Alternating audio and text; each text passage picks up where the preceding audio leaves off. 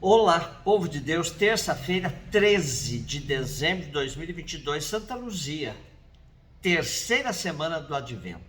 A nossa reflexão de hoje é a partir de Sofonias 3, de 1 a 2, 9 a 13, Mateus 21, 28 e 32.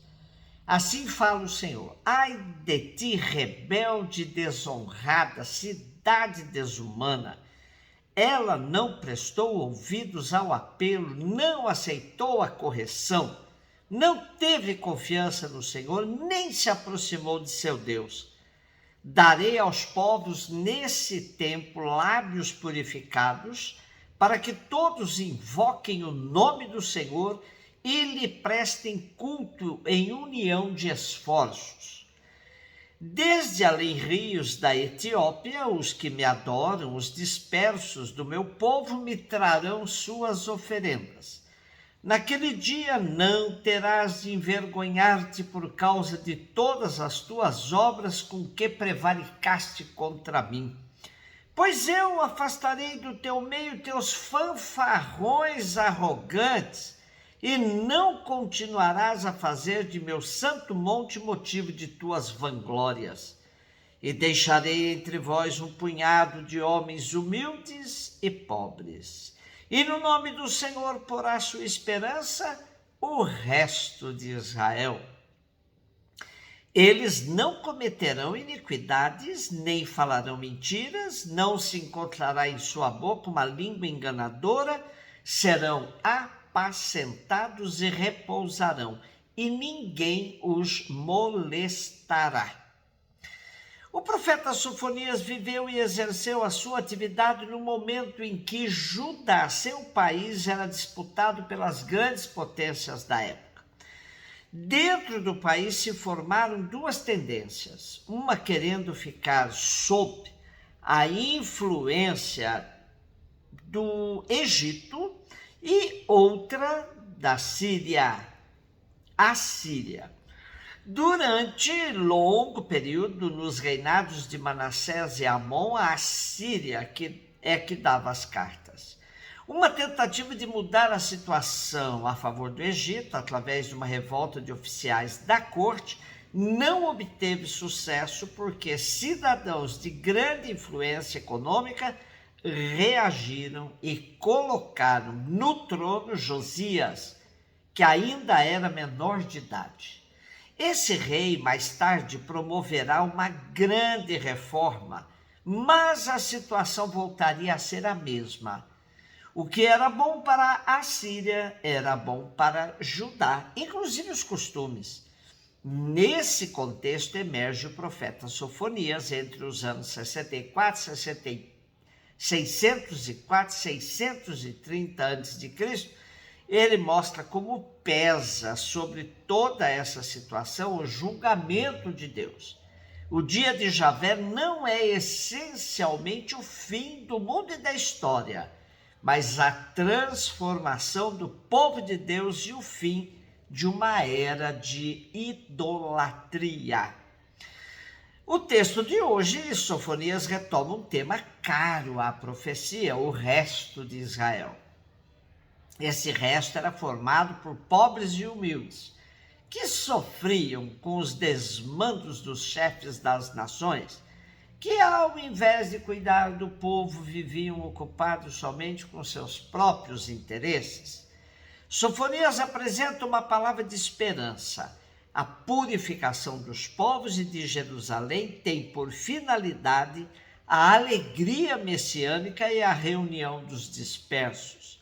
A purificação dos povos pagãos que abandonam os ídolos para se voltarem para o Senhor exprime a expectativa profética de uma profunda renovação da humanidade realizada pelo Senhor. A renovação anunciada consiste na conversão do coração humano, manifestada no acolhimento da lei divina, no culto do verdadeiro Deus. Essa transformação acontecerá, em primeiro lugar, no povo de Deus, que será purificado do orgulho que o leva a pretender ocupar o lugar de Deus. O povo no tempo da salvação não passará de um resto, isto é, de um grupo politicamente frágil e culturalmente irrelevante e desprezado, que não poderá presumir das suas forças, mas que experimentará o repouso e a paz gratuitamente oferecidos por Deus, de coração agradecido. É o povo dos pobres do Senhor, os que têm Deus como único recurso. Nele confiam plenamente e a cuja vontade obedecem fielmente. Mateus 21, 28, 32. Disse Jesus aos chefes dos sacerdotes e anciãos do povo: que vos parece? Um homem tinha 2 filhos. Dirigindo-se ao primeiro, ele disse: filho, vai trabalhar hoje na vinha. O filho respondeu: não quero. Mas depois mudou de opinião e foi. O pai dirigiu-se ao outro filho e disse a mesma coisa. Este respondeu: sim, senhor, eu vou. Mas não foi. Qual dos 2 fez a vontade do pai? O sumo sacerdote e os anciãos do povo responderam: o primeiro. Então Jesus lhes disse: em verdade vos digo, que os publicanos e as prostitutas vos precedem no reino de Deus.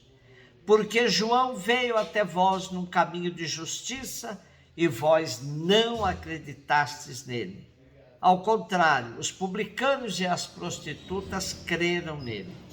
Vós, porém, mesmo vendo isso, não vos arrependestes para crer nele. O que nos surpreende no texto de hoje é mais uma vez a pedagogia de Jesus com a história desses 2 irmãos. Quando poderíamos pensar que quem se dispõe não vai e quem não se dispõe vai cumprir a vontade do Pai.